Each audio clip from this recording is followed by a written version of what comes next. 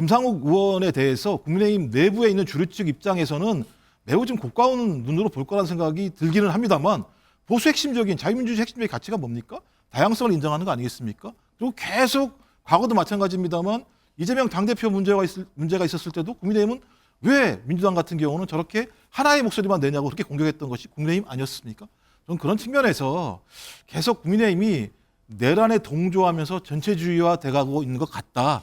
저는 그렇다면 지금 당장에 여론의 반등은 있을지 모르겠습니다만 계속 국민으로부터 고립될 수밖에 없는 길이기 때문에 어제 공개된 여론조사 결과인데요. 한길 리서치가 진행한 여론조사를 보면 이 더불어민주당의 지지율이 37%, 그리고 국민의힘이 36.3%로 나타났습니다. 초박빙이네요. 네, 지지율 격차가 0.7%포인트 오차범위 내에서 초접전 양상을 보인 건데요. 특히 국민의힘은 70대 이상 연령층에서 51%의 지지를 기록하면서 강세를 보였고, 또 부산, 울산, 경남, 이 부울경 지역에서도 44.6%의 높은 지지를 받았습니다. 이 보수 지지층이 점점 더 결집하고 있는 결과가 이 지지율로 나타난 것으로 보여집니다. 네.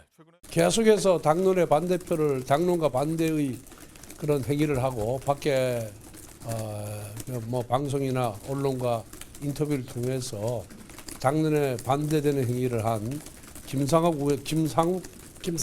의원에 대해서는 당론과 함께하기가 어려우면은 같은 당을 할 수 없는 것이 아니겠냐. 탈당을 진지하게 고려해 보라고 권유를 했습니다. 네, 우리 당이 지향하는 가치에 가장 맞는 행동을 하고 있다라고 저는 생각하고 있는데 그런 생각들이 그런 생각을 하는 사람 수가 적다고 해서 그냥 해당 행위로 몰려서 탈당 요구까지 받는다면 이것은 일종의 마녀 사냥이고 일종의 메카시즘이라는 생각도 듭니다. 네, 황교안 부위원장님. 일단은 권성동 원내대표가 공개적으로 의원에 대해서 탈당하라 네. 이렇게 얘기하는 거 굉장히 강경한 것 같습니다. 왜 이런 겁니까? 일단은 보수가 결집하고 있는 모양새들이 지금 각종 여론조사 지표에서 나타나고 있기 네. 때문에 권성동 원내대표가 그런 모습을 보이고 있는 것이 아닌가라고 생각을 하고요.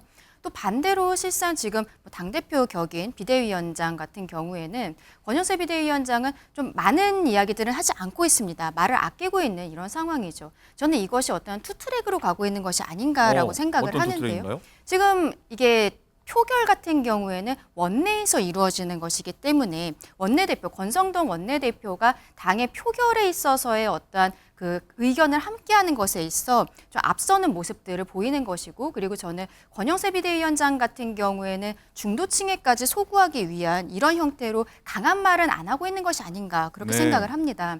어쨌든 권성동 의원이 지금 저렇게 이야기하는 것은 어제 민주당에서 올렸었던 이제 재의결 그 표결이 들어갔던 이 쌍특검법 같은 경우에는 이 위헌적인 요소들이 있다는 거예요. 야당의 추천만 가능하다는 이런 부분들이 있고, 그리고 지금 국민의힘 내부에서도 만약에 제3자 추천으로 들어간다라든지 야당의 비토권이 만약에 없어진다든지 이런 것에 있어서는 이제 국민의힘도 받지 않을 도리가 없지 않느냐라는 이야기들이 나오고 있는 것이거든요. 어제 다시 재의결이 들어갔었던 것에 대해서는 위헌 요소가 있다라는 것이 그동안의 국민의힘의 일관된 당론이었었는데, 김상욱 의원이 거기에 대해서 계속적으로 반대되는 입장을 얘기한 것을 넘어서서 저는 뭐 헌법기관이기 때문에 반대되는 표결을 할 수는 있다고 생각합니다. 그런데 어제 김상욱 의원이 권성동 의원과의 그 대화를 녹취를 해서 그게 유튜브로 굉장히 저녁에 일파만파 퍼진 바가 네. 있어요. 이거는 김상욱 의원이 녹음을 했다라고밖에 볼 수가 없는 것이고, 권성동 의원이 김상욱 의원에게 찾아가서 이야기하는 부분들을 외부로 유출했다는 것, 저는 이런 것이 굉장히 큰 문제가 된다라고 생각을 합니다. 결과적으로는 김상욱 의원이 여기에 대해 책임지는 자세가 있어야 된다라고 생각을 하고요. 다만 뭐 탈당이라든지 이런 것에 대해서 강하게 이야기하는 것보다는 향후에 제3자 추천 특검이라든지 이런 것들에 대해서 당에서 구체적인 논의가 있을 때 김상욱 의원도 거기에 있어서 본인의 의견을 피력하는 모습, 절차에 있어서 협조하는 모습을 보여야 되지 않나라고 생각합니다. 네. 김종욱 행정관님. 일단은 민주당은 정말 단일 대우로 똘똘 뭉쳐 있는데 우리는 왜 이러냐. 자꾸 다른 말 할 거면 나가라 이런 얘기로 들리게 하거든요. 저는 이 문제를 여야 간의 뭐 정쟁이라고 저는 생각하지 않습니다. 그러니까 내란 혐의를 가지고 있는 부분에 대해서 수사를 진행을 해야 되는 상황이고요. 이 수사 문제와 관련해서 지금 국민의힘 얘기가 뭡니까? 저는 인정하지 않습니다만 수사권이 상당히 문제가 있다고 얘기하는 거 아니겠습니까? 그렇다면 가장 공정한 게 대한민국에서 가장 공정한 수사권이 어디에 있습니까? 특검 아니겠습니까? 전 특검을 통해 수사하면 되는 거죠. 계속 뭐 예를 들면 뭐 헌법에 위반된다고 말씀하시는데 국민의힘이 헌법에 위반된 특검 사항들을 3번이나 이미 과거 했었습니다. 본인들이 과거 했을 때는 그것이 헌법에 합치되는 것이고 지금 하면 헌법에 불합치한다고 얘기하는 것 자체에서 동의할 수 없다는 생각이 들고요. 저는 뭐 김상욱 의원에 대해서 국민의힘 내부에 있는 주류측 입장에서는 매우 좀 고가운 눈으로 볼 거라는 생각이 들기는 합니다만 보수 핵심적인 자유민주주의 핵심적인 가치가 뭡니까? 다양성을 인정하는 거 아니겠습니까? 그리고 계속 과거도 마찬가지입니다만 이재명 당대표 문제가 있었을 때도 국민의힘은 왜 민주당 같은 경우는 저렇게 하나의 목소리만 내냐고 그렇게 공격했던 것이 국민의힘 아니었습니까? 저는 그런 측면에서 계속 국민의힘이 내란에 동조하면서 전체주의화 돼가고 있는 것 같다. 저는 그렇다면 지금 당장에 여론의 반등은 있을지 모르겠습니다만 계속 국민으로부터 고립될 수밖에 없는 길이기 때문에 법이 정한 방식대로 저는 그 법을 수용하라고 대통령에게 얘기하는 것이 저는 지금 국민의힘이 해야 될 바라고 생각합니다. 네. 자, 권성동 원내대표가 이렇게 강경한 목소리를 내는 근거 아마도 이 결과일 것 같기도 합니다. 윤정 기자, 일단 여야 지지율이 나왔는데 굉장히 좀 의외의 결과다라는 얘기가 나와요. 네, 그렇습니다. 어제 공개된 여론조사 결과인데요. 한길 리서치가 진행한 여론조사를 보면 이 더불어민주당의 지지율이 37%, 그리고 국민의힘이 36.3%로 나타났습니다. 초박빙이네요. 네, 지지율 격차가 0.7%포인트 오차범위 내에서 초접전 양상을 보인 건데요. 특히 국민의힘은 70대 이상 연령층에서 51%의 지지를 기록하면서 강세를 보였고 또 부산, 울산, 경남, 부울경 지역에서도 44.6%의 높은 지지를 받았습니다. 이 보수 지지층이 점점 더 결집하고 있는 결과가 이 지지율로 나타난 것으로 보여집니다. 네, 최근에 뭐 대통령 지지율이 40%가 나와서 이게 사실 맞느냐, 이거 과표집된 거 아니냐 이런 논란이 있는 것 같았는데 강전의 부위원장님, 이게 이런 결과 나타난 것 보면은 꼭 그런 것 같기도 않기도 하고 흐름이 좀 묘하게 돌아가는 것 같습니다. 지금 중도층에서 민주당의 폭주에 대해서 지금 반감을 가지고 계신 분들이 국민의힘 쪽으로 조금씩 넘어가고 있는 것이 아닌가라고 생각을 하는데요.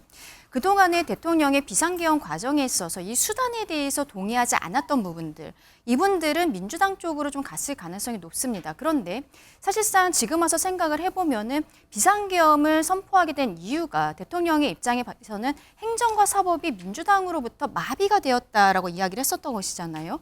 그럼 대통령이 비상계엄을 선포를 했을 때 민주당 측에서 본인들이 거기에 대해서 어떤 입장 표명이 정확히 있었어야 된다고 저는 생각합니다. 행정과 그 사법이 마비되었던 부분에 대해서 사과를 한다든지 아니면은 대통령과 여당에 대해서 오해가 있다라든지 이런 형태의 이야기가 있었어야 되는데 아무 이야기가 없고 그 이후에도 계속되는 탄핵들, 특히 한덕수 권한대행의 탄핵이라든지 그리고 그 이후에 탄핵심판 과정에 있어서 내란죄를 다시 뺀다라든지 지금 체포영장 집행에 있어서 수사기관의 문제라든지 이런 것들에 대해서 민주당이 뒤에서 좀 뭔가 얘기를 하면서 뭐 내통하고 있다는 지금 이야기들이 나오고 있지 않습니까?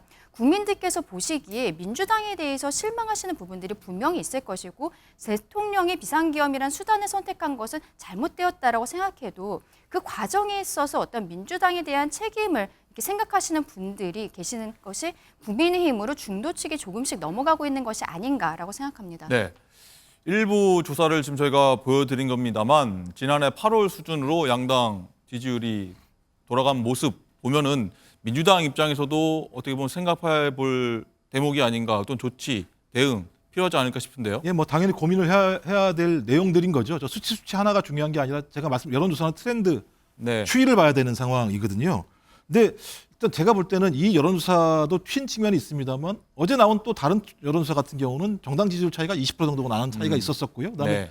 오늘 전화면접조사 MBS 또는 그다음에 이제 갤럽이 오늘 내일 나오는 상황이기 때문에 네, 또 봐야겠군요. 이걸 좀 볼 필요가 있을 것 같고요.